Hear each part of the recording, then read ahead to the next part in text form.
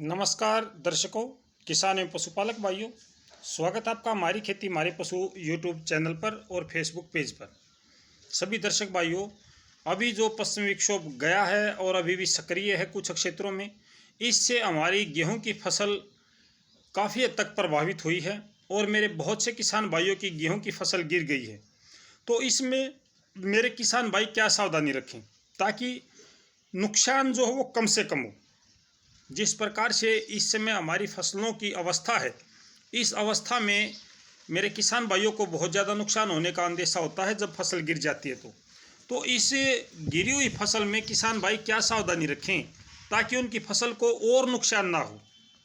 दो प्रकार से गेहूं की फसल गिरती है। एक तो वो गेहूं है जो पककर तैयार हो चुका है या जो अभी पकने के बिल्कुल आसपास है, 5 से 7 दिन में उसमें कटाई का काम शुरू हो सकता है। एक तो वो फसल है। दूसरी वो फसल है जो अभी 15 से 20 दिन के बाद में पकने वाली है। इसमें गिरने की अवस्था भी दो होती हैं। कुछ फसलें ऐसी होती हैं जो थोड़ी सी टेढ़ी हो जाती हैं, कुछ फसलें ऐसी भी हैं जो बिल्कुल ज़मीन के साथ सटीक चिपक जाती हैं।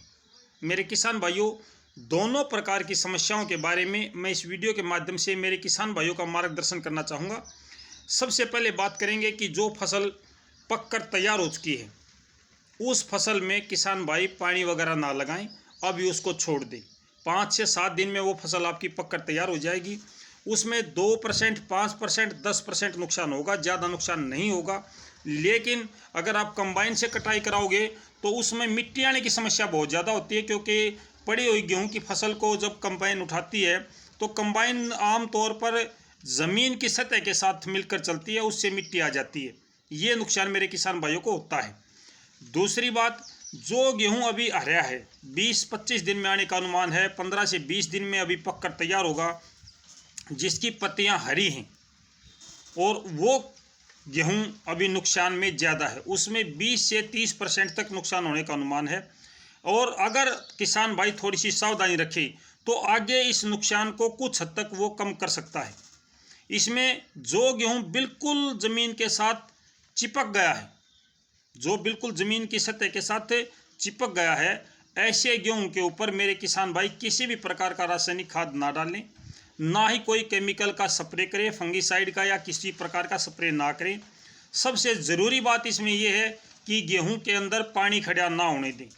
अगर आपके गेहूं में पानी खड़ा हो जाता है और गेहूं की बालियों के ऊपर से पानी एक बार गुजर जाता है तो जो गेहूं का दाना बनने की प्रक्रिया है वो बंद हो जाएगी और आपका जो गेहूं है वो सड़ जाएगा, खराब हो जाएगा, जिससे आपको ये 20-30% के नुकसान की बजाय 70 से 80% तक नुकसान हो सकता है। अगर उसको अभी जो पौधे एक समान गिरे हुए हैं, खेत में एक दूसरे के ऊपर गिरे हुए हैं, उनकी कुछ पत्तियां अभी भी पौधे के लिए भोजन बना रही हैं। जो दाना अभी बनने की प्रक्रिया है, जो दाना अभी स्वस्थ बनना बाकी है, उसमें कमी आएगी। जी मेरे किसान भाइयों, क्योंकि खड़ा गेहूँ है वो एक अलग प्रकार से पकता है, गेहूं जब गिर जाता है तो उसमें कमी आती है और ये कमी 20 से 30% उत्पादन को प्रभावित करती है। इस बात से हम सहमत हैं। लेकिन अगर आप इसमें पानी लगा देते हो या बारिश हो जाती है और पानी खड़ा हो जाता है तो फिर ये नुकसान आपका 70 से 80% तक पहुंच सकता है। ये बहुत ज़रूरी प्रक्रिया है जो मेरे किसान भाइयों को अपनानी चाहिए। दूसरा, जो थोड़े से टेढ़े गेहूँ हुए हैं उनमें अभी पानी ना लगाएं, क्योंकि वो गेहूँ का जो दबाव है वो एक साइड में चला गया है। गेहूं जब टेढ़ा होता है, बालियों में दाने बनने की अवस्था चली हुई है, कुछ गेहूं में दाने बन भी चुके हैं। हालांकि आपकी फसल अभी हरी है लेकिन अभी बाली में वजन है। अगर आप इसमें पानी लगाओगे तो आपका जो थोड़ा सा टेढ़ा हुआ गेहूं है वो और टेढ़ा हो जाएगा और वो ज़मीन के साथ चिपक सकता है। तो ऐसी फसलों में मेरे किसान भाई, जो फसल अभी गिर रही है या टेढ़ी हो चुकी है, उसमें अभी पानी ना लगाएं। अगले 2-4 दिनों 5 दिनों तक आप थोड़ा सा वेट करें। धीरे धीरे जो फसल आपकी टेढ़ी हुई है वो सीधी हो जाएगी और जो बिल्कुल चिपक चुकी है वो भी 2-4 इंच और ऊपर उठ जाएगी। हवा चलेगी, धूप लगेगी। अभी उसके ऊपर रात्रि से जो मौसम ख़राब हुआ था उसकी वजह से उस पर पानी की बूंदें गिरी हैं, जिसकी वजह से आपका गेहूँ बिल्कुल चिपा हुआ नज़र आता है। लेकिन जब इसके ऊपर से ओस की बूंदें हटेंगी, पानी की बूंदें हटेंगी, तो जो आपकी फसल है वो थोड़ा सा ऊपर की तरफ उकसेगी और इससे वो ज़मीन से चिपकने की बजाय 4 से 6 इंच ऊपर हो जाएगी।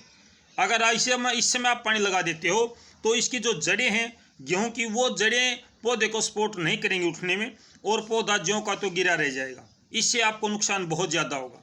किसी भी प्रकार का रासायनिक खाद का प्रयोग ना करें, कोई भी स्प्रे ना करें, अपनी फसल में पानी खड़ा ना होने दें, और पानी अभी 2-4 दिन तक ऐसी फसलों में ना लगाएं। जो फसल हरी हैं उनके पत्ते अभी भी आप देख सकते हो खेत में जाके, उनके पत्ते अभी भी बाहर हैं, वो बहुत कम दबे हुए हैं। हर पौधे के 2 से 3 पत्ते अभी भी ऊपर हैं।